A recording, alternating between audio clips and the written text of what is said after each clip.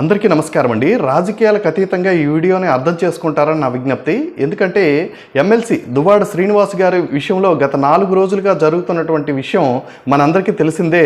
ఇందులో తప్పెవరిది అన్నది ఒకసారి మనస్ఫూర్తిగా మనందరం ఆలోచించాలండి. ఎందుకంటే భారతదేశం అన్నది ప్రపంచ దేశంలో కొనియాడబడుతున్నటువంటి వ్యవస్థ మన వివాహ వ్యవస్థ అండి.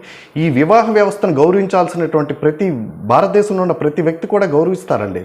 అలాంటి వివాహ వ్యవస్థని తూట్లు పొడిచినటువంటి వ్యక్తి ఈ దువ్వాడ శ్రీనివాస్, అలాగే మాధురి.